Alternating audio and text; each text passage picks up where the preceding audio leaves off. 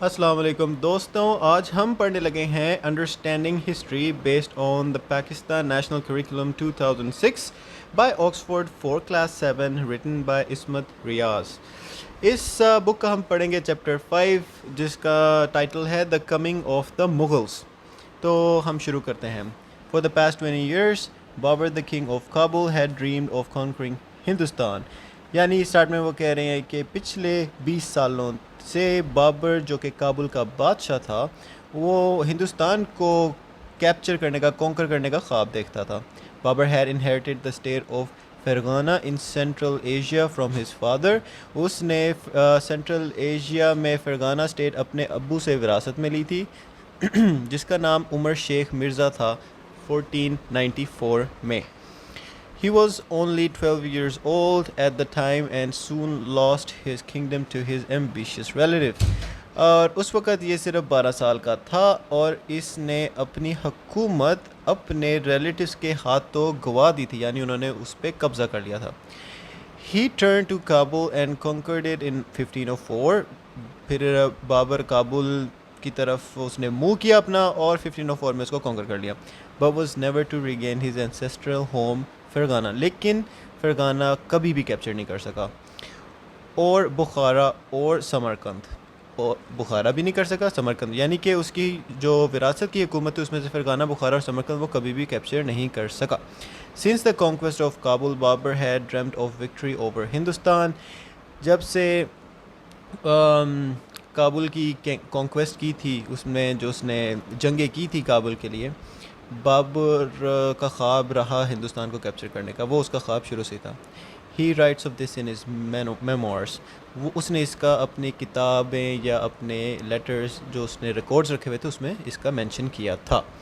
From the time, اور اس کے میموارز میں شاید یہ لکھا ہے، from the time I conquered the land of Kabul till now I have always been bent on subduing Hindustan.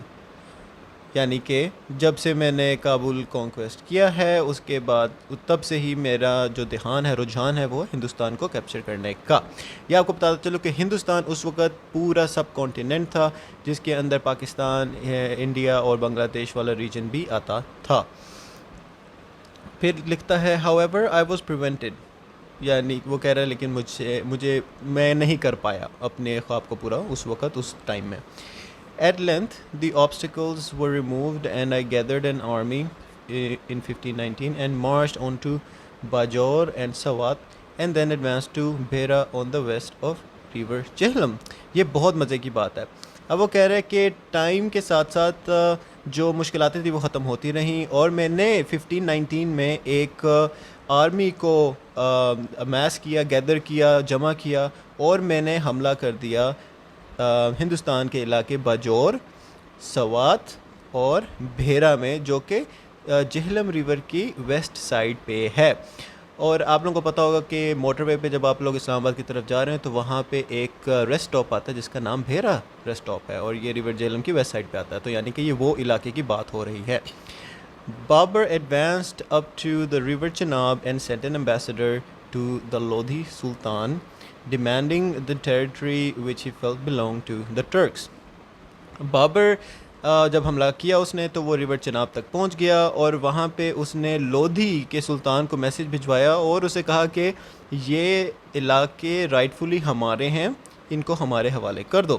Receiving no reply Babur captured Bhera, Khusha and territory near Chenab and return to Kabul. جب اس کو کوئی لودھی کے سلطان سے جواب نہیں ملا تو اس نے وہاں پہ حملہ کر دیا، یعنی حملہ کرنے سے پہلے اس نے میسج بھیجا، جب اس کو جواب نہیں ملا اس نے حملہ کر دیا، اور اس نے یہ علاقے بھیرا، کوشا اور چناب کی کچھ ٹیریٹری کو حملہ کر کے کیپچر کر لیا، اور پھر بابر واپس کابل چلا گیا۔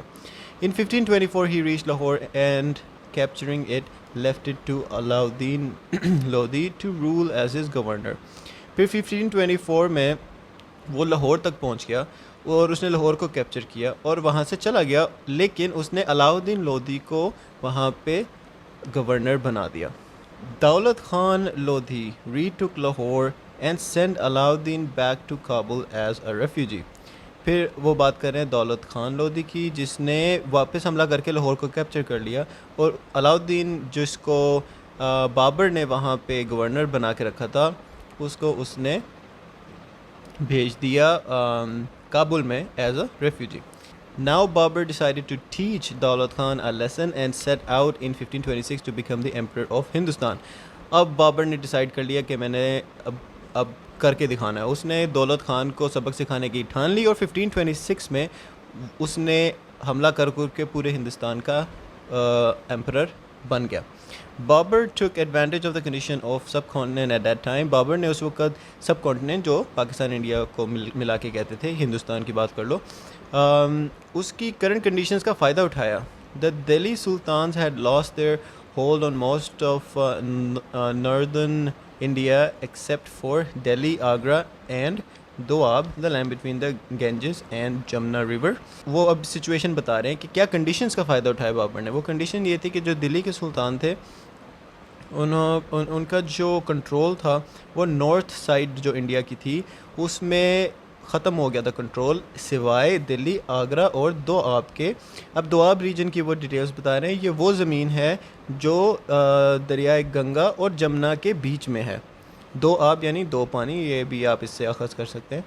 دی Punjab had become independent under Daulat Khan Lodhi, while Sindh, Multan, Jaunpur, Bengal and Orissa had also become independent kingdoms. اب وہ کہہ رہا ہے کہ پنجاب جو ہے وہ الگ ہو چکا تھا, دولت خان لودھی کے رول کے انڈر تھا. وائل سندھ, جبکہ سندھ, ملتان, جونپور, بنگال اینڈ اڑیسہ وہ اپنے الگ کنگڈم بن چکے تھے, یعنی کہ ان کے اپنے رولرز ہو گئے, وہ الگ ہو گئے, وہ اب دوسرے رولر کے انڈر نہیں رہے. Threatened by Ibrahim Lodi, the ruler of Delhi and Agra, Daulat Khan sent envoys to Babur inviting his help. اب ابراہیم لودھی جو ہے وہ بیسکلی دہلی پہ حملہ کرنے کی سوچ رہا تھا یا پلان کر رہا تھا.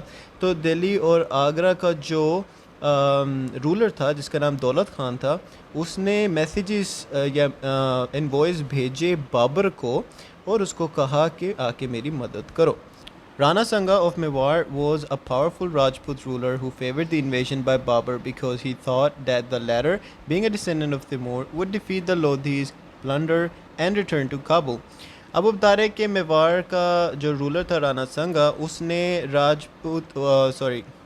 اب وہ کہتے ہیں کہ رانا سنگا جو میوار کا پاورفل راجپوت رولر تھا, اس نے بابر کی انویژن میں اس کی ہیلپ کی تھی, کیونکہ وہ سوچ رہا تھا کہ بابر کیونکہ وہ تیمور کا ڈسینڈنٹ ہے اور ان کی نیچر ہے کہ وہ لوٹ کر کے, پلنڈر کر کے, تباہی مچا کے واپس کابل چلے جاتے ہیں, تو اس نے یہ سوچ کے ان کی ہیلپ کی تھی. لیکن رانا سنگا کی نیت کیا تھی وہ آگے لکھی ہے. رانا سنگا would then take the throne of Delhi and Agra for himself. However, they were all proved wrong. Rana سنگا کی انٹینشن تھی کہ جب وہ تباہی بچا کے واپس جائیں گے تو وہ پھر دہلی اور آگرہ پہ قبضہ کر کے خود رول کرے گا, لیکن ان سب کی خوابوں پہ پانی پھر گیا. اب آگے کہتے ہیں Babur organise his army in late 1525 and in spring of 1526. Babar نے اپنی آرمیز کو اکٹھا کیا 1525 سے لے کے 1526 تک. He decided to descend from the heights of Afghan mountains and conquer the plains of Hindustan. اس نے ڈیسائیڈ کر لیا کہ وہ ہندوستان پہ حملہ کر دے گا, افغانی پہاڑوں سے اتر کے ہندوستان کی زمین پہ حملہ کر لے گا, فلیٹ لینڈز پہ. 2 years earlier, he had already conquered the Punjab and appointed a governor who was challenged by Daulat Khan Lodi, and Babur now had to reassert his rule. 2 سال پہلے بابر پہلے ہی پنجاب پہ قبضہ کر چکا تھا اور اس نے وہاں پہ ایک گورنر بھی رکھا تھا, جس گورنر کو دولت خان نے ہرا کے اس کو واپس بھیج دیا تھا کابل میں.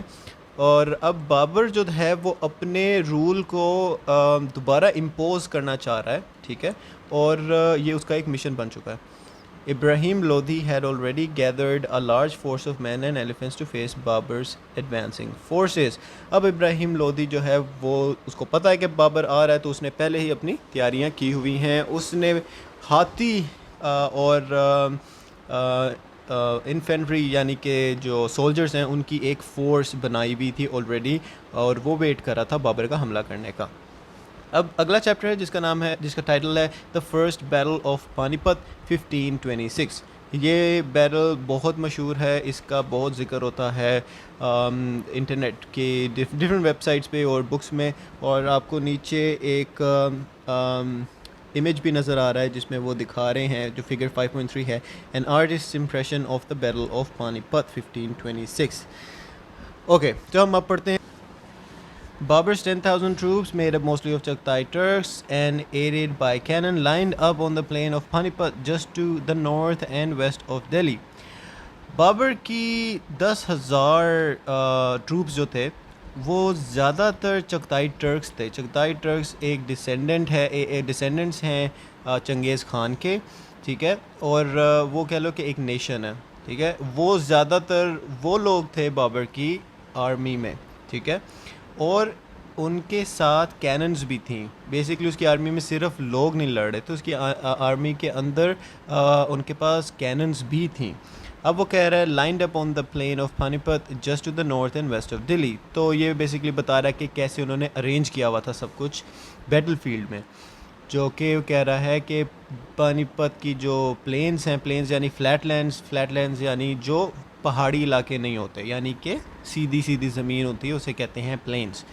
اب اس کی نارتھ اور ویسٹ ڈائریکشن میں اس نے اپنے ٹروپس کو رکھا ہوا تھا۔ It was 21st of April 1526 and the battle started just as the sun was rising. 21st of April 1526 کو سورج نکل رہا تھا، یعنی کہ صبح صبح کا وقت تھا اور جنگ شروع ہو گئی۔ Babar was a brilliant military leader، وہ ایک بہت عقل مند ملٹری یعنی کہ جنگجو لیڈر تھا۔ He arranged his men, cannons and cavalry in such a way that by midday his troops had routed Ibrahim Lodi's armies and had claimed to the throne of Hindustan. Basically اس کی military strategy, اس کی چلاکی، اس کی ہوشیاری کا یہاں پہ بتا رہے ہیں کہ اس نے اپنے آدمی، اس نے اپنی کیننس اور اس نے اپنے گھوڑ سوار، کیولری وہ آرمی کا یونٹ ہوتا ہے جس میں گھوڑے پہ بیٹھے ہوتے ہیں لوگ، ٹھیک ہے، اس نے انہیں ارینج کیا، اس طرح انہیں ارینج کیا کہ دوپہر تک، مڈ ڈے یعنی دوپہر تک، اس کے بابر کے فوجیوں نے ابراہیم لودھی کی آرمی کو بھگا دیا تھا، اور یعنی کہ جب اس کی آرمیز ہار گئیں، وہ بھاگ گئیں، تو بابر کے آرمی کا یا بابر کا جو کنٹرول ہے وہ ہندوستان پہ ثابت ہو گیا، پروف ہو گیا۔ Delhi and Agra with their enormous treasure were now in Babur's hands and the khutbah was read in the name of Zahiruddin Muhammad Babur. تو بیسکلی دلی اور آگرہ کے ٹریجر جو تھے، اس کی جو دولت تھی وہ ساری بابر کی ہو گئی، اور ظہیر الدین محمد بابر کو وہاں کا رولر قرار دے دیا گیا۔ The Mughal Empire had come to stay. اب مغل امپائر، اس بار مغل امپائر رکنے کے لیے آیا تھا، یہ تباہی مچا کے واپس نہیں جانے والے تھے، یہ وہاں پہ آئے ہیں، وہاں پہ اب یہ اپنی انہوں نے بیس وہاں پہ بنا لی، سیٹل ہو گیا وہاں پہ۔ اب نیکسٹ چیپٹر ہے the defeat of the Rajput chief Rana Sanga. اب آپ دیکھیں، پہلے ہم بات کر رہے تھے رانا سنگا میوار کی، جس کو تھا کہ وہ ہیلپ کرے گا بابر کی، اور پھر جب بابر تباہی مچا کے چلا جائے گا تو وہ دلی اور آگرہ پہ قبضہ کر لے گا، لیکن اس بار بابر آیا اور وہ وہاں پہ رک گیا۔ اب ہم آگے پڑھتے ہیں۔ Babar had to consolidate his newly established empire by facing one more enemy challenging his power.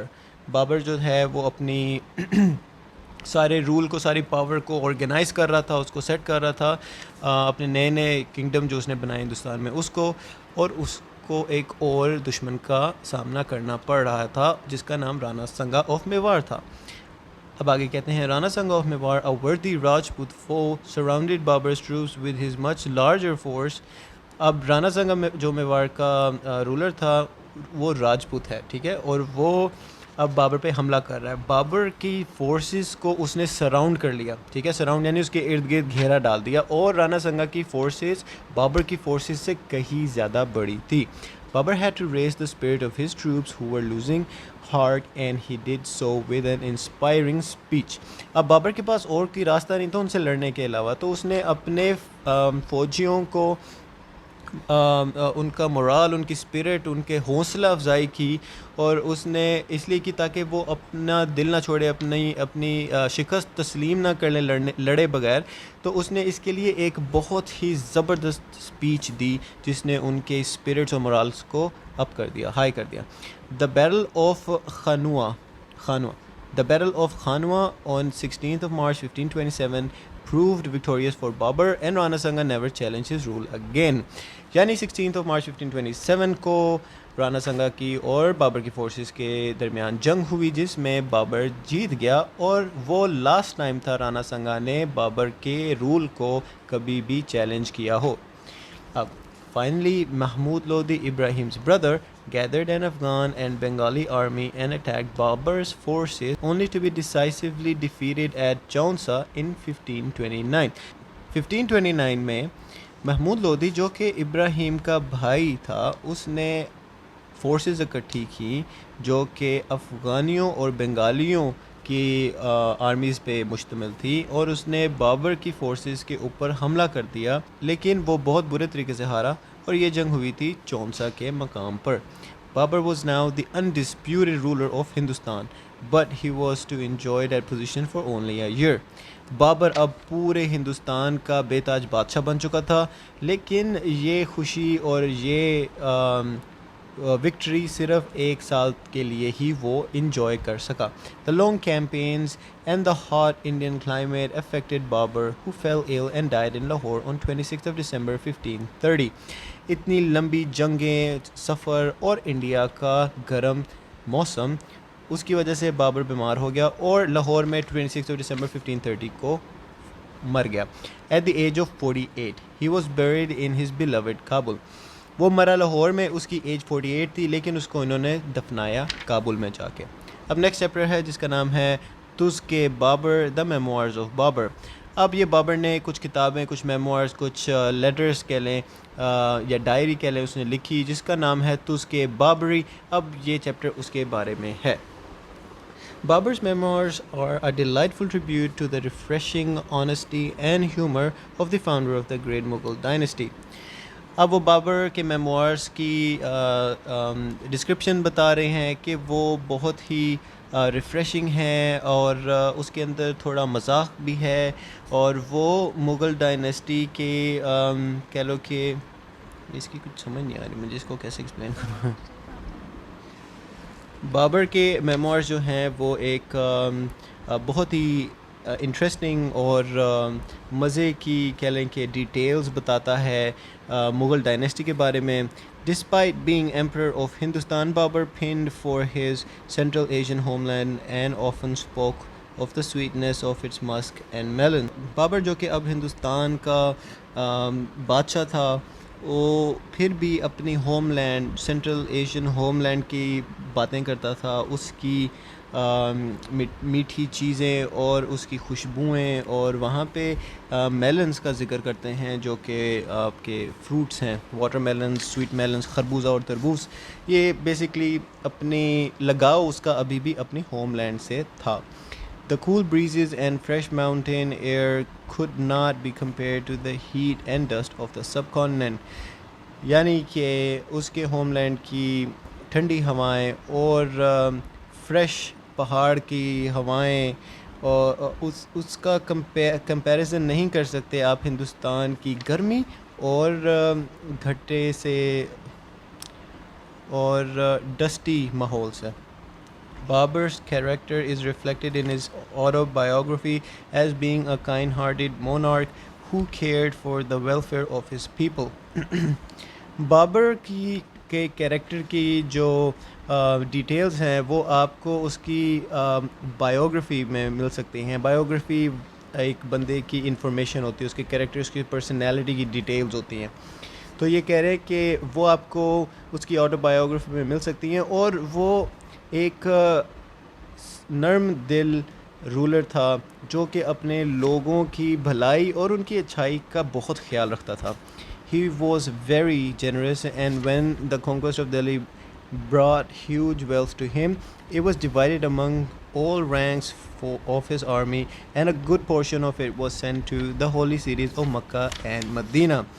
وہ اتنا جنرس اور کھلے دل کا انسان تھا کہ جب اس نے دلی پہ قبضہ کیا تو وہاں سے بہت زیادہ دولت اور ٹریجرز ریکور ہوئے، اور اس نے اس سب مال کو ڈیوائیڈ کیا اپنی فوج کے ہر رینک پہ، یعنی اس کی تمام فوج کو اس سے فائدہ ہوا، اور ایک بہت بڑا حصہ اس مال غنیمت کا اس نے مکہ اور مدینہ تک بھی پہنچایا۔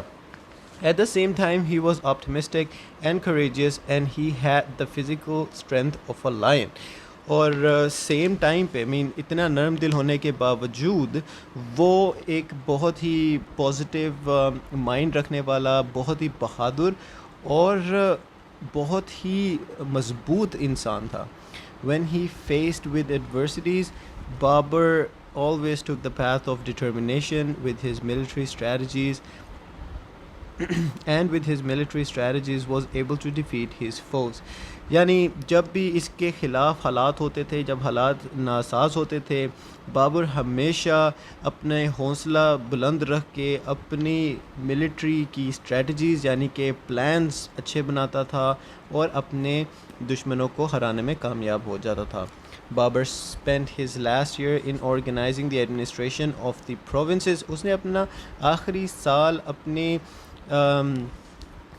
صوبوں کو ایڈمنسٹر کرنے میں گزار دیا، یعنی کہ ان کے پروسیسز، ان کو مینج کرنے کے پروسیسز بنانے میں گزار دیا۔ He did not deprive the original Hindu and Muslim landowners of their lands if they were loyal to him. جو ہندو اور مسلمان جن پہ اب بابر کا قبضہ ہو چکا تھا، اس نے ان لوگوں کو ان کی زمینوں پہ راج اور قبضہ رہنے دیا اگر وہ بابر کے رول کو تسلیم کر لیتے۔ Introducing a feudal system, Babur divided his territory into a large number of jagirs or estates and distributed them among the begs or nobles who had come with him from Kabul. Babar نے جو lands ابھی capture کی ان میں اس نے feudal system implement کر دیا۔ بابر نے جو زمینیں ہیں ان کو ٹیریٹریز میں ڈیوائڈ کر دیا، اور اس نے ان ٹیریٹریز کو کہا جگیرز یا اسٹیٹس، ٹھیک ہے، and distributed them among the begs اور نوبلس، اور اس نے ان جگیروں کو ڈیوائڈ کر اور اس نے ان جگیروں کے رولرز کو اپوائنٹ کیا جن کا ٹائٹل بیگ یا آپ انہیں نوبل بھی کہہ سکتے ہیں، اور یہ لوگ وہ لوگ تھے جو کابل سے اس کے ساتھ آئے تھے، اس کی جنگ میں اس کی آرمی کا بھی حصہ تھے۔ دیز جاگیردارز، جیسے کہ آپ دیکھ سکتے ہیں کہ جاگیر ایک ایریا آف لینڈ ہے جس کو بیگ کنٹرول کر رہے ہیں، اور ان بیگوں کو جاگیردار بھی کہتے ہیں۔ These جاگیردارز were made responsible for the civil administration and revenue collection of their areas. تو بیسکلی وہ جاگیردار اس ایریے سے ریونیو کلیکٹ کرنا، یعنی ٹیکس وغیرہ کلیکٹ کرنا، اور اس میں جو بھی ایڈمنسٹریشن سے ریلیٹڈ کام ہوتے تھے، جیسے کہ ہو سکتا ہے سڑک بنوانا اور پانی کی ڈسٹریبیوشن، اور جو بھی جیسے سول ایکٹیویٹیز ہوتی ہیں ایک ایریا کی، وہ لوگ کنٹرول کرتے تھے۔ تو یعنی کہ جاگیردار وہاں کے کہہ ناظم تھے۔ اب نیکسٹ چیپٹر ہے ہمایوں۔ 1530 سے لے کے 1556 تک اس کا ٹائم تھا۔ Beloved of Babur, Humayun was expected to carry on the legacy of his father. اب ہمایوں کا بتا رہے ہیں کہ وہ بابر کا بیٹا تھا، اور وہ بابر کا سب سے چہیتا بیٹا تھا، اور اس سے ایکسپیکٹیشن تھی سب کی کہ وہ بابر کی لیگیسی، اس کی روایتوں کو لے کے آگے چلے گا، یعنی اس کے مشن کو، اس کے خوابوں کو کنٹینیو کرے گا۔ He was the eldest of Babur's son and 23 when he succeeded to the throne. وہ سب سے بڑا بیٹا تھا بابر کا، اور وہ صرف 23 سال کا تھا جب اس نے بابر کا تھرون یعنی کہ اس کی حکومت کو سنبھالا۔ However, he did not have his father's energy and personality, and fate had a different role for him. اب وہ کہتے ہیں کہ ہمایوں کے کیریکٹر میں، اس کی پرسنالٹی میں، اس کے ابو، اس کے باپ بابر جیسی انرجی نہیں تھی، اور اس کی پرسنالٹی بھی نہیں تھی، اور ڈیسٹنی نے، قسمت نے اس کے لیے کچھ الگ ہی رول سوچا ہوا تھا۔ Humayun inherited a kingdom which Humayun inherited a kingdom which was as yet not fully in his control. Humayun نے جو وراثت میں اپنے باپ بابر سے حکومت لی وہ ابھی اس کے کنٹرول میں نہیں تھی. He faced resistance from the Afghans and the Rajputs and had to try and subdue both to secure his throne. اس کو پرابلمس فیس ہوئیں افغانیوں کی طرف سے اور راجپوتس کی طرف سے، اور اس کو کوشش کرنی پڑی ان لوگوں کو اپنی بات منوانے میں، اپنا راج منوانے میں. اس کو بہت پرابلم ہوئی اور یہ ضروری تھا اس کے لیے تاکہ وہ اپنے پورے بادشاہت کو سیکیور کر سکے، فکس کر سکے، فائنلائز کر سکے. Humayun had also been asked by Babur to be kind to his brothers and consequently he divided the empire among his three brothers Kamran, Askari Mirza and Hindal. Babar نے اپنے بیٹے ہمایوں کو خاص نصیحت کی تھی کہ وہ اپنے بھائیوں کے ساتھ اچھا سلوک کرے اور اچھا برتاؤ کرے، اور اس کے نتیجے میں ہمایوں نے اپنی حکومت کو جو اس نے بابر سے انہیرٹ کی تھی 3 بھائیوں میں ڈیوائیڈ کر دیا. ایک بھائی کا نام کامران تھا، ایک کا نام عسکری مرزا تھا اور ایک کا نام ہندال تھا. However, when Humayun needed support to fight the Afghan nobles who had again risen against him, his brothers were not fully inclined to help him. مگر ہوا یہ کہ جب ہمایوں کو ضرورت پڑی اپنے بھائیوں کی کہ وہ اس کی ہیلپ کریں افغانیوں کے خلاف لڑنے میں جو کہ ہمایوں کے خلاف بغاوت کر رہے تھے، تو اس کے بھائیوں نے اس کی مدد کرنے سے انکار کیا. Instead, they even sided with some of his enemies and Humayun's nature was forgiving when he should have punished them. بجائے اس کے کہ وہ ہمایوں کی مدد کرتے، اس کے بھائیوں نے کبھی کبھار اس کے دشمنوں کی حمایت کرنا شروع کر دی، ان کے ساتھ مل کے ہمایوں کو نقصان کرنے کی کوشش کی. لیکن ہمایوں کی معاف کرنے والی رحم دلی والی نیچر کی وجہ سے اس کا نقصان ہوتا رہا اور اس کو اپنے بھائیوں کو سزا دینی چاہیے تھی، لیکن اس نے ایسا نہیں کیا. Humayun's kindness in dealing with his enemies such as Bahadur Shah of Gujarat and underestimating the clever and ambitious Afghan noble Sher Shah Suri lost him his empire within 10 years of being crowned emperor. اب ہمایوں کی رحم دلی کی وہ examples دے رہے ہیں. ہمایوں نے اپنے دشمن جیسے بہادر شاہ آف گجرات اور اس نے انڈر ایسٹیمیٹ کیا ایک افغان کے رولر کو یا نوبل کو جس کا نام شیر خان، اس کو شیر شاہ سوری بھی کہا جاتا ہے. ٹھیک ہے، اس نے شیر شاہ سوری کو انڈر ایسٹیمیٹ کیا، یعنی کہ اس کو لگا کہ شیر شاہ سوری کچھ اس کا بگاڑ نہیں سکتا، لیکن اصل میں وہ کافی اسٹرانگ تھا.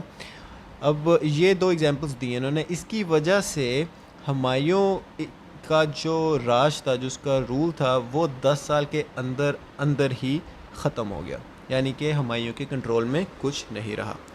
اب وہ آگے ایکسپلین کر رہے ہیں شیر شاہ سوری کا. Sher Shah Suri had meanwhile taken control of Bihar and the rich province of Bengal. اب شیر شاہ سوری نے اس دوران، ان 10 سالوں کے دوران، بہار اور بنگال کے جو امیر ترین پروونسز تھے ان پہ قبضہ کر لیا تھا. He now posed a challenge to Mughal power and had to be dealt with. اب شیر شاہ سوری مغلوں کے خلاف ایک بہت ہی بڑا دشمن بن چکا تھا اور اس کے ساتھ اب مغلوں کو نبٹنا ضروری تھا. The Battle of Kannauj in 1540 decided the fate of the Mughal Empire. 1540 میں ایک جنگ ہوئی، بیٹل آف کنوج، اور وہ جنگ کے نتیجے نے مغلوں کے رول کا، ان کے امپائر کا فیٹ ڈیسائیڈ کر لیا. فیٹ یعنی قسمت ڈیسائیڈ کی. Humayun was defeated and he fled to Persia where he took refuge with Shah Tahmasp. اب 1540 کی جنگ میں ہمایوں ہار گیا اور ہمایوں بھاگ گیا پرشیا، جو کہ اب ایران والا ایریا کہلاتا ہے، وہ وہاں بھاگ گیا اور وہاں پہ اس نے پناہ لے لی وہاں کے شاہ طہماسپ کے انڈر. شیر Shah sorry declared himself emperor of Hindustan and successfully put down all opposition to his rule. اب شیر شاہ سوری نے کیا کیا؟ پورے ہندوستان کے حکومت سنبھال لی، اس کو ازیوم کر لیا اور اس نے تمام اپوزیشن اور جو دشمن تھے ان سب کو ہرا دیا اور وہ اب رولر بن گیا ہندوستان کا. اب نیکسٹ چیپٹر ہے Humayun in exile. For the next 15 years Humayun remained a fugitive. اگلے 15 سال تک وہ ہمایوں ایک بھگوڑا رہا, یعنی کہ وہ اپنی ہوم لینڈ سے بھاگا ہوا تھا. Leaving Agra he decided to go to Kashmir but his brother Kamran blocked his way. وہ آگرہ گیا اور آگرہ سے اس نے ڈیسائیڈ کیا کشمیر جانے کا, لیکن اس کے بھائی کامران نے اس کو نہ جانے دیا. Humayun then fled towards Sindh and took shelter with Raja of Umarkot and his son Akbar was born there in 1542. Humayun اس کے بعد سندھ بھاگ گیا, وہاں پہ اس نے وہاں کے راجا عمر کوٹ کے پاس پناہ لے لی, اور ہمایوں کا بیٹا اکبر وہاں پیدا ہوا 1542 میں. In 1544 Humayun took refuge with Shah Tahmasp of Persia and spent 10 years there.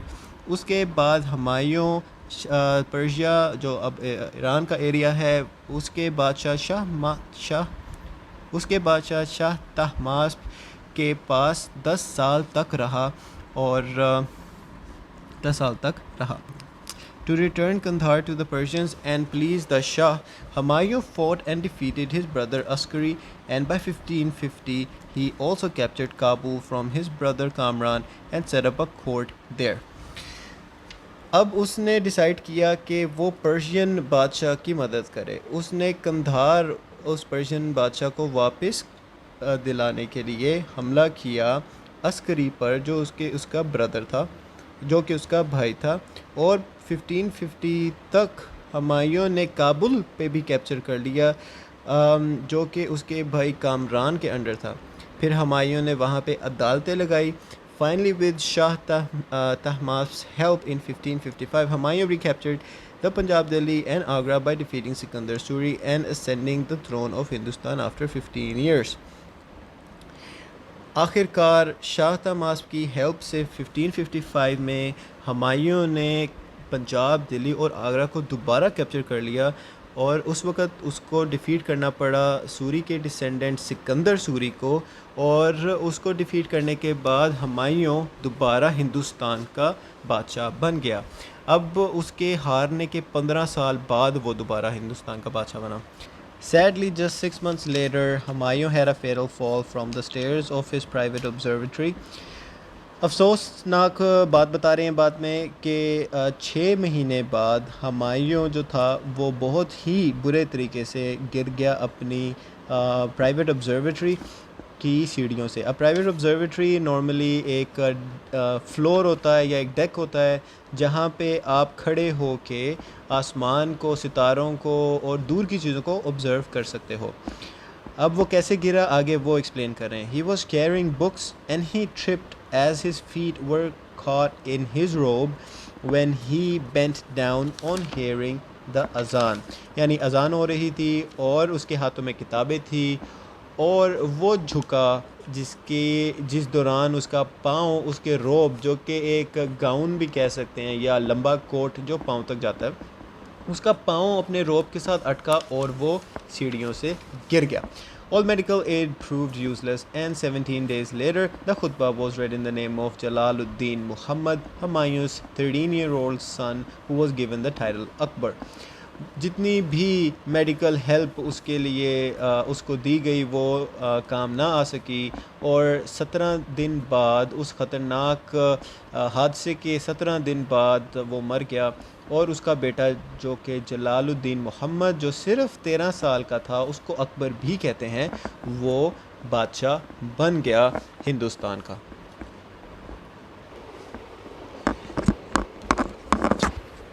اب نیکسٹ چیپٹر ہے ہمایوں ایز اے رولر. اب انہوں نے بتایا کہ ہمایوں مر گیا اور اب ہمایوں کی سمری وہ دے رہے ہیں یہاں پہ کہ اس کا رول کیسا تھا. The long stay in Persia had greatly influenced Humayun who adopted Persian culture. وہ کیونکہ کافی ٹائم اس نے پرشیا میں گزارا تو اس کی وجہ سے ہمایوں کے اوپر پرشین کہہ لو کلچر کا کافی زیادہ انفلوئنس تھا, یعنی کہ اس کی پسند کی چیزیں, اس کی انسپریشنز جو ہیں وہ پرشین کلچر سے آ رہے تھے. At Tabriz in Persia, he met the two artists Mir Sayyid Ali and Khwaja Abdus Samad of the Safvid school of painting and brought them to Agra. Tabrez پر جو کہ پرشیا کا ایک شہر ہے، وہاں پہ یہ دو آرٹسٹ سے ملا، ایک کا نام میر سید علی، دوسرے کا نام خواجہ عبدالصمد تھا. یہ دونوں صفد اسکول آف پینٹنگ جو کہ وہاں پہ ایک اسکول یا یونیورسٹی کہہ لیں تھی، یہ وہاں پہ ہوتے تھے، اور ہمایوں ان کو اپنے ساتھ آگرہ لے آیا. They were asked to illustrate the famous Persian classic داستان امیر حمزہ. اب میر سید علی اور خواجہ عبدالصمد کو کہا گیا کہ وہ ایک فیمس پرشین کلاسک پینٹنگ بنائے جس کو داستان امیر حمزہ کہا جاتا ہے. The Nastaliq script was also developed about this time, replacing the Naskh script.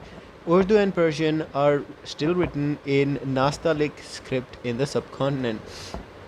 Us time کے دوران ایک نیا اسکرپٹ بنایا گیا. اسکرپٹ کہتے ہیں رائٹنگ کو، ایک طریقے سے جو لکھی جاتی ہے کوئی زبان، وہ الگ الگ سٹائلز میں لکھی جاتی ہے، ان سٹائلز کو اسکرپٹس کہتے ہیں.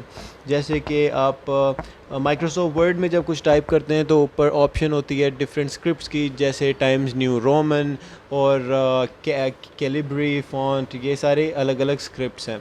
تو ناستعلیق اسکرپٹ ڈیولپ ہوا اس ٹائم میں، اور اس نے ریپلیس کیا ناسک اسکرپٹ کو، یعنی کہ جو پرانا اسکرپٹ تھا جس میں لکھا جاتا تھا، جس سٹائل میں لکھا جاتا تھا، اس کا نام ناسک تھا، اور جو نیا بنایا گیا اس کا نام تھا ناستعلیق. اب اردو اور پرشین زبانوں کا جو الفابیٹس ہیں وہ سیم ہیں، الف بے پے تے، یہ سارے الفابیٹس سیم ہیں اردو اور پرشین میں، تو یہ اسکرپٹ دونوں زبانوں میں یوز ہو سکتا تھا اور ہوا. Humayun was not a military genius like his father, but was deeply interested in astronomy, astrology, painting and poetry.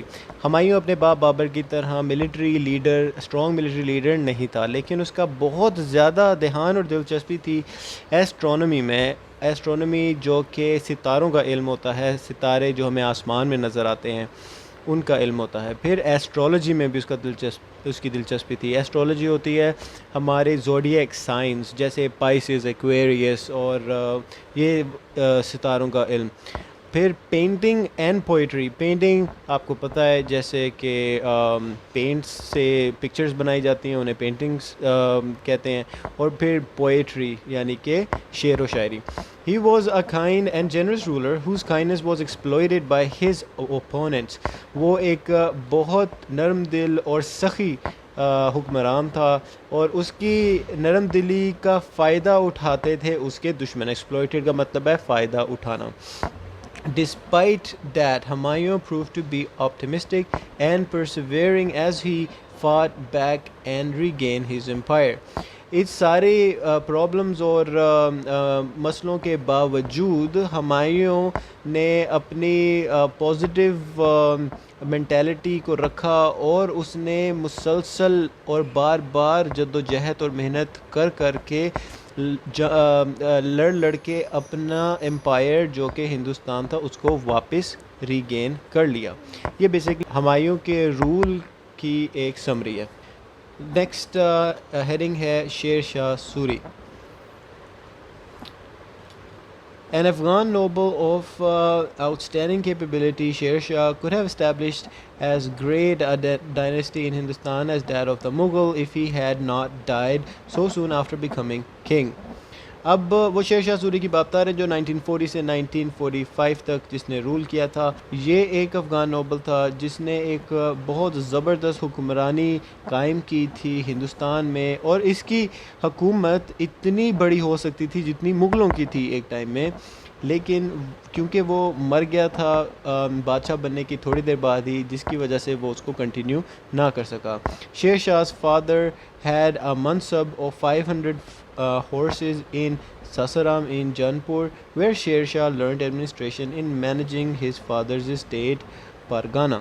Sher Shah کے باپ کی ایک منصب تھی، اس فوج میں 500 گھوڑے تھے. وہ علاقہ سسرام جو کہ جونپور میں ہے، وہاں پہ شیر شاہ سوری نے ایڈمنسٹریشن یعنی کہ مینیج کرنے کی چیزیں سیکھیں، اور اس نے اپنے باپ کی جائیداد جو کہ پارگانہ میں تھی اس کو بھی مینیج کیا.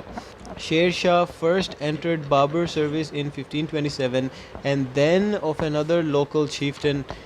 شیر شاہ نے بابر کی سروسز میں جوائن کیا، یعنی کہ اس کے ساتھ کام کیا، اس کے انڈر کام کیا 1527 میں، اور اس کے بعد ایک دوسرے لوکل چیفٹن یعنی کہ لوکل رولر کے ساتھ اس نے کام کرنا شروع کر دیا. He went on to build up his own force and consolidated his position in Bengal. اس نے بعد میں اپنی الگ فوج بنا لی اور اس نے بنگال کے اندر اپنی حکمرانی قائم کرنا شروع کر دی. Taking advantage of Humayun's weak position, Sher Shah ٹوک دہلی ان 1940. کیونکہ ہمایوں ویک تھا، اس چیز کا فائدہ اٹھایا شیر شاہ سوری نے اور 1540 میں دلی پہ قبضہ کر لیا. In a short reign of barely 5 years, he established a strong administration by dividing the empire into 47 units and further subdivisions. شیر شاہ سوری کا ہندوستان کا خالی 5 سال کا جو حکومت کا ٹائم تھا، اس کے اندر اس نے ایک بہت ہی اسٹرانگ مینجمنٹ اور ایڈمنسٹریشن کا سسٹم امپلیمنٹ کیا تھا، جس میں اس نے پورے امپائر کو 47 حصوں میں تقسیم کر دیا تھا، اور پھر ان 47 الگ الگ حصوں کو فردر چھوٹے حصوں میں بھی ڈیوائڈ کر دیا تھا. The land reforms proved beneficial to the running of the empire, as land was surveyed and the share of the government was fixed at 1/3 of the produce, which could be paid in cash or kind. یہ جو زمین کی division کی تھی شیر Shah sorry نے، وہ بہت کارآمد پروو ہوئی تھی، بہت ہی بینیفیشیل پروو ہوئی تھی حکومت کو چلانے کے لیے. جو زمین تھی اس کو سروے کیا جاتا تھا، اس کو دیکھا جاتا تھا اور انالائز کیا جاتا تھا، اور ایک گورنمنٹ کا شیئر ڈیسائیڈ کیا جاتا تھا کہ اس زمین سے کتنا حصہ، اس زمین سے کمائی ہوئی چیزوں سے کتنا حصہ گورنمنٹ کو دیا جائے گا. اور وہ جو حصہ ہے وہ نارملی 1/3 پہ فکس ہوتا تھا، یعنی کہ جتنا بھی منافع ایک زمین دیتی ہے اس زمین کے اونر کو، اس کا 1/3 یعنی 1/3 حصہ حکومت کو دیا جائے گا، جو کہ کیلٹ ٹیکس کی ایک فارم ہے. اور وہ جو ٹیکس ہے وہ یا تو کیش یا اس سے ریلیٹڈ یا اس سے ملتی جلتی کسی قسم میں حکومت کو دیا جا رہا تھا.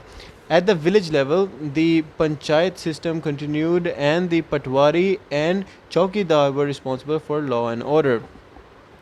گاؤں کے لیول میں ایک پنچایت سسٹم جو تھا وہ پہلے سے امپلیمنٹڈ تھا، وہ کنٹینیو رہا. پنچایت سسٹم نارملی ایک کورٹ سسٹم ہوتا ہے جس میں عدالت سے ریلیٹڈ فیصلے ہوتے ہیں.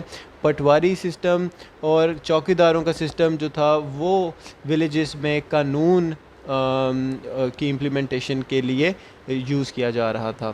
Sher Shah built his administration on the pattern of the Delhi Sultanate. Sher Shah کی ایڈمنسٹریشن جو تھی وہ دہلی سلطنیٹ سے ملتی جلتی تھی.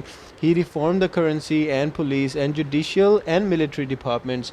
اس نے کرنسی کو جو کہ پیسوں سے ریلیٹڈ ہوتی ہے، پولیس اور جوڈیشل اور ملٹری یعنی فوج، ان سب ڈپارٹمنٹس میں ریفارمز لے کے آیا، ان کو بہتر بنایا.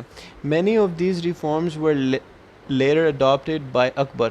بہت زیادہ چینجز جو شیر شاہ سوری نے کیے تھے وہ بعد میں اکبر نے بھی اڈاپٹ یعنی ایکسیپٹ کیے اور ان کو اپنے سسٹم میں implement کیا. The basis of Sher Shah's administrative reforms was to look after the welfare of the people and to conciliate his Hindu subjects by giving them justice and a fair land revenue settlement. شیر Shah sorry کے جو administrative reforms تھے اس کا مین مقصد تھا لوگوں کی فلاح، لوگوں کی ہیلپ کرنا، ان کی مدد کرنا، اور ایٹ دا سیم ٹائم جو اس کے ہندو فالوورز تھے یا ہندو لوگ تھے اس کی حکومت کے اندر، ان کو میک شور کرنا، ان کو انشور کرنا کہ انہیں انصاف ملے، ان کو زمین کے معاملات میں فیئر ریونیو ملے اور ان کے ساتھ کوئی ناانصافی نہ ہو سکے. He was far-sighted to build public utilities such as communal kitchens, لنگر فقراء, alms houses, gardens, hospitals and maktabs, libraries and madrasas, schools. شیر شاہ سوری بہت دور اندیش تھا، وہ دور کی سوچتا تھا، وہ پلان کرتا تھا. اس نے پبلک یوٹیلیٹیز جیسے کہ کمیونل کچنز لنگر فقراء یعنی غریبوں کے لیے اس نے لنگر لگائے, کچنز بنائے جہاں پہ کھانا پکتا تھا اور غریبوں کو مفت میں ملتا تھا, آرمز ہاؤسز جہاں پہ غریبوں کو ڈونیشن ملتی تھی, ان کو پیسے ملتے تھے, گارڈنز یعنی باغات بنائے لوگوں کے لیے تاکہ ان کے لیے ایک گھومنے پھرنے کے لیے ایک اچھی جگہ بن جائے, ہاسپٹلز بنائے, اور اس نے لائبریریز تک بنائی, اور پھر اس نے اسکولوں پہ بھی کام کیا, یعنی کہ اس نے لوگوں کی خیر خواہی کے لیے بہت کام کیے. Sher Shah is acknowledged by most historians as a wise administrator and an able and kind ruler who tried to do his best for the welfare of his people by giving them peace and justice. شیر Shah sorry کو جتنے بھی تاریخ لکھنے والے لوگ ہیں, historians ہیں, وہ اس کو ایک بہت ہی عقل مند رولر اور ایڈمنسٹریٹر سمجھتے ہیں, اور کہتے ہیں کہ وہ بہت نرم دل اور لوگوں کی بھلائی سوچنے والا رولر تھا, اور وہ لوگوں کو انصاف اور سکون دینے کے لیے بہت کام کرتا تھا. Sher Shah was killed when a cannon exploded too close to him while besieging the fortress of Kalinjar in 1545.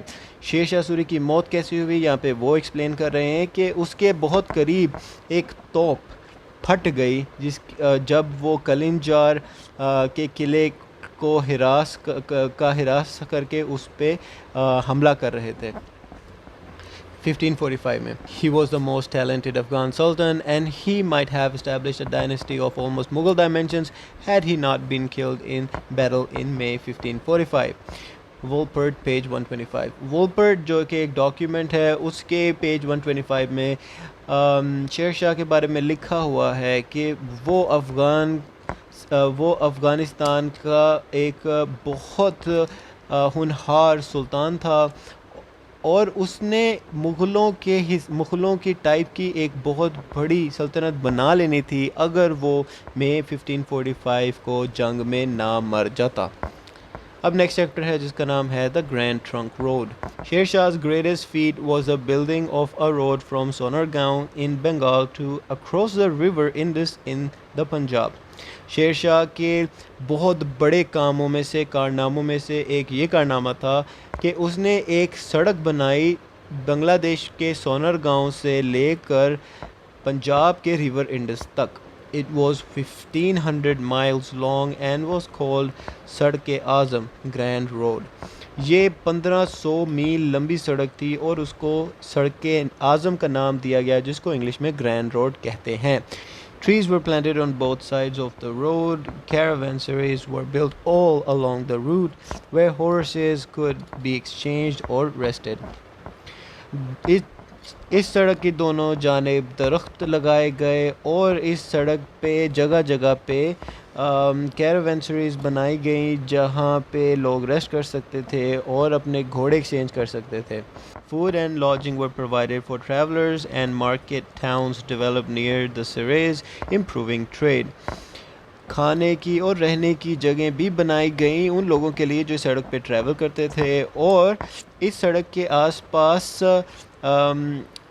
Markets اور مارکیٹ ٹاؤنز بننا شروع ہو گئے, اور اس کام کی وجہ سے یہاں پہ ٹریڈ یعنی کہ تجارت بہت بہتر ہو گئی. A quick postal system was put in place with news riders and news carriers using these facilities. ایک کوئک پوسٹل سسٹم یعنی کہ ایک ڈاکیے کا سسٹم یعنی خط و خطابت کا ایک سسٹم بنایا گیا جو کہ خبریں لکھنے والے اور خبریں پہنچانے والے لوگ یوز کرتے تھے. شیر شاہ's foresight opened up the area of many generations to come.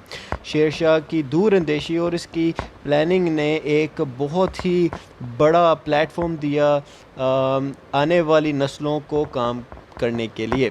The Mughals extended the road further west and at one time it crossed the Khyber Pass to Kabul and Afghanistan. اس سڑک کو بعد میں مغلوں نے extend کیا, اس کو اور لمبا کر دیا اور اتنی بڑی ہو گئی یہ سڑک کہ ایک وقت آیا تھا جب یہ خیبر پاس کو کراس کر کے کابل جاتی تھی, یعنی کہ شروع ہوتی تھی سونر گاؤں بنگلہ دیش سے اور ویسٹ کی طرف جاتے ہوئے کابل افغانستان تک جاتی تھی. Later, the British built on these lines and laid other roads to connect the subcontinent. بعد میں جب برٹن نے کولونائز کر دیا سب کانٹیننٹ کو تو انہوں نے اس سڑک کو اور بڑا کر دیا اور اس کا نیٹ ورک اور پھیلا دیا. The same Grand Trunk Road still exists in modern times. It has been metalled for use by cars and trucks carrying agricultural produce and industrial output. اس سڑک کا نام گرینڈ ٹرنک روڈ ہے اور یہ آج کل بھی یوز ہوتی ہے، لیکن اب اس کو جدید سڑک بنا دیا گیا ہے جس کو گاڑیاں ٹرک استعمال کرتے ہیں سامان کو ٹرانسپورٹ کرنے کے لیے، اور یہ سامان زیادہ تر ایگریکلچرل پروڈیوس یعنی کہ اگائی ہوئی چیزیں جیسے فصلیں ان کو ٹرانسپورٹ کرنے کے لیے یوز ہوتی ہے، اور انڈسٹریل آؤٹ پٹ یعنی کہ کوئی انڈسٹریز میں بننے والی چیزیں جیسے کہ مشینیں یا کیمیکل پروڈکٹس جو بھی انڈسٹری میں چیزیں پروڈیوس ہوتی ہیں جو اس علاقے میں ہیں ان کو ٹرانسپورٹ کرنے کے لیے. In present day Pakistan, the motorway has similar facilities. آج کل پاکستان میں موٹر وے میں بھی سملر فیسلٹیز پائی جاتی ہیں جو گرینڈ ٹرنک روڈ میں پہلے پائی جاتی تھیں اور آج بھی پائی جاتی ہیں. Today, the Grand Trunk Road covers a distance of over 2,500 kilometers from its origin in Sonargaon in central Bangladesh to Peshawar in Pakistan. آج کے دور میں گرینڈ ٹرنک روڈ جو ہے وہ تقریباً 2,500 کلومیٹر کا ڈسٹنس کور کرتی ہے. یہ سٹارٹ ہوتی ہے سونرگاؤں بنگلہ دیش سے اور یہ جاتی ہے پشاور پاکستان تک. Sher Shah had left a strong empire to his son Islam Shah who ruled for 9 years. Sher Shah نے ایک بہت ہی اسٹرانگ حکومت اپنے بیٹے کو سپرد کی تھی جب وہ مرا تھا. اس کے بیٹے کا نام تھا اسلام شاہ اور اسلام شاہ نے 9 سال تک رول کیا تھا. He was succeeded by his son Firoz Khan, who was murdered by his uncle Muhammad Adil Shah. Islam Khan جب مرا تو اس کے بیٹے فیروز خان کو حکومت مل گئی اور فیروز خان کو اس کے انکل محمد عادل شاہ نے قتل کر دیا تھا. The tussle for the throne among the Afghan nobles weakened the empire as Sher Shah's later successors were weak and unfit to rule. یہ تاج کی اور حکومت کی جنگ نے افغان کے نوبلز کو بہت کمزور بنا دیا تھا اور شیر شاہ کا جو امپائر تھا وہ بعد میں ایسے لوگوں کے ہاتھوں میں جانا شروع ہو گیا جو بہت کمزور تھے اور حکومت کرنے کے قابل نہیں تھے. The Afghan nobles became stronger and the peasants started to suffer under their oppressive rule. Afghan کے جو نوبلز تھے وہ بہت زیادہ طاقتور بننا شروع ہو گئے اور انہوں نے لوگوں کو تنگ کرنا شروع کر دیا جس کی وجہ سے ان کے انڈر جو لوگ تھے وہ اس رول کو ایکسیپٹ نہیں کر رہے تھے. When an Afghan noble Sikandar Shah seized Agra and Delhi, the empire was divided. جب افغان کے نوبل سکندر شاہ نے آگرہ اور دلی کو پہ قبضہ کر لیا تو یہ پورا امپائر 2 حصوں میں تقسیم ہو گیا. The rise of Himu, a Hindu minister and general who was a tradesman by birth but tried to usurp power, caused jealousy among the nobles. اب ایک طرف افغان کے نوبل سکندر شاہ نے آگرہ اور دلی پہ قبضہ کر لیا اور دوسری طرف ایک ہندو منسٹر اور جنرل جو کہ ٹریڈز مین تھا اپنی پیدائش کے پیشے سے، اس نے حکومت کرنے کی کوشش کی، اس نے پاور میں آنے کی کوشش کی، جس کی وجہ سے جو افغان کے نوبلز تھے ان کے دلوں میں نفرت بیٹھ گئی ہیمو کے لیے جس نے پاور لے لی تھی. In this state of disunity and chaos, Humayun was able to take back his lost empire. اس کشمکش میں، اس کنفیوژن میں جب یہاں پہ ایک طرف سکندر شاہ نے آگرہ اور دلی پہ قبضہ کر لیا اور ہیمو نے بھی پاور لے لی، اس کنفیوژن کے ٹائم میں ہمایوں نے اپنا امپائر، اپنی حکومت واپس لے لی.